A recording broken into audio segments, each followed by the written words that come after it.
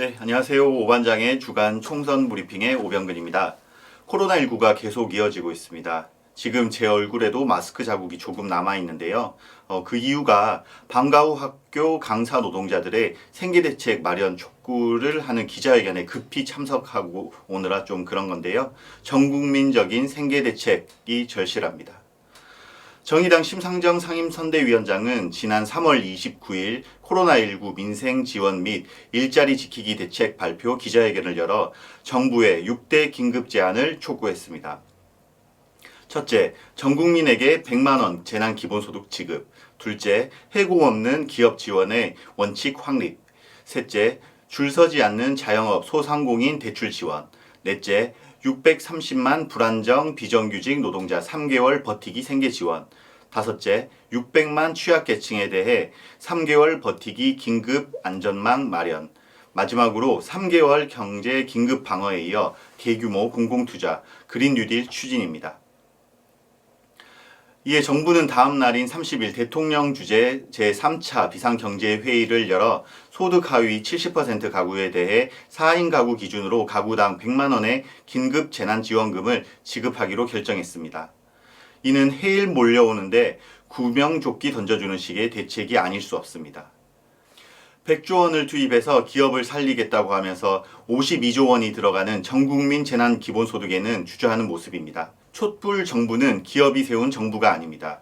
기업이 아닌 노동자 서민들의 편에 정부가 서시길 거듭 촉구합니다.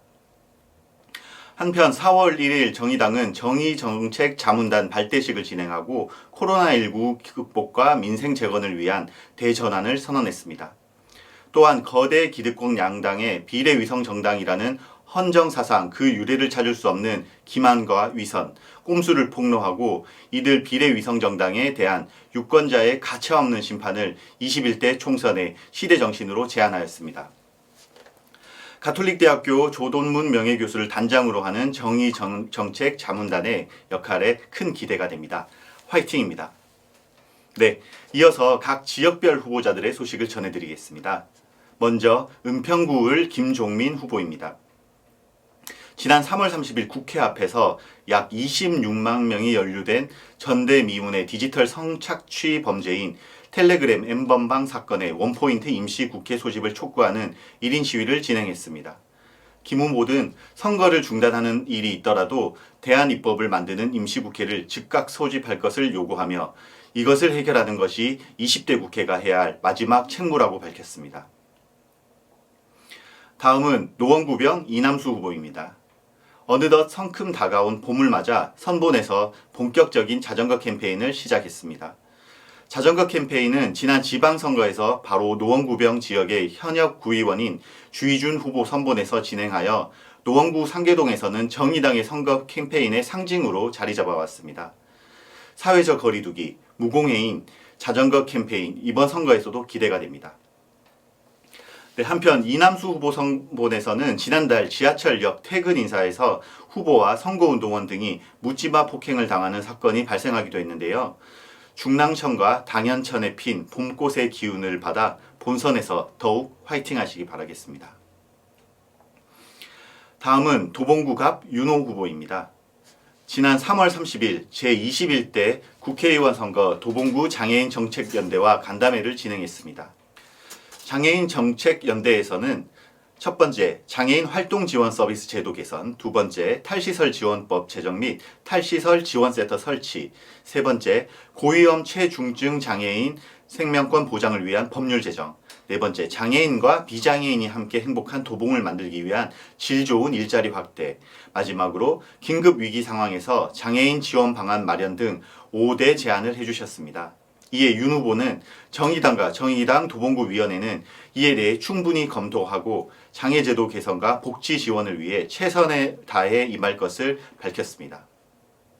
네, 다음은 영등포구갑 정재민 후보입니다. 지난 3월 31일 영등포구청 앞에서 코로나19 영등포 민생 119 센터 실태조사에 따른 대책 요구 기자회견을 진행하였습니다. 네, 3월 19일부터 31일까지 13일에 걸쳐 약 300여 곳의 상가를 방문하여 200여 곳의 답변을 받았다고 하는데요. 그 결과는 참담했다고 밝혔습니다. 96%의 상가가 매출 감소를 겪고 있었고 매출이 절반 이하로 줄어든 상가가 37%가 넘었으며 이에 반해 정부의 금융, 세제 지원 대책에 대해 74%가 지원 방식, 신청 절차, 지원 액수 등의 문제로 도움이 별로 되지 않는다고 답변했다고 합니다. 이에 정 후보는 제일 중요한 것은 타이밍이고 정부의 과감한 결단이라며 정부는 한시가 급한 현장의 목소리에 귀 기울이고 신속하고도 확실한 대책을 내놔야 한다고 촉구했습니다. 네, 이번 주 소식을 전해드렸습니다. 여전히 코로나19가 계속되고 있는데요. 코로나19로 인해 큰 불안을 겪고 있는 시민들과 치료 중이신 분들, 특히 헌신하고 있는 의료진분들께 다시 한번 힘내시라고 응원의 말씀을 드리겠습니다. 한편 4월 2일부터 제21대 국회의원 선거 기간이 개시되었습니다. 남은 보름여간 각 후보자들과 선본 여러분들 끝까지 화이팅 하시기 바랍니다. 기득권 양당의 꼼수, 비례위성정당으로 인해 이번 선거에서 정의당은 기호 6번으로 확정되었습니다. 30여 년간의 국민적 수건이었던 선거제도 개혁이 어려운 과정을 거듭하며 다소 이루어졌지만 그것마저도 누더기가 되는 데에는 불과 3개월이 걸리지 않았습니다. 그럼에도 불구하고 우리 정의당만은 원칙과 정도를 견지하고 있습니다. 정의당은 원칙을 지킵니다. 그리고 당신을 지키겠습니다. 이번 주에 준비한 오반장의 총선 브리핑 끝까지 시청해 주셔서 감사합니다. 저와 정의당 서울시당은 계속해서 최선을 다하겠습니다. 고맙습니다.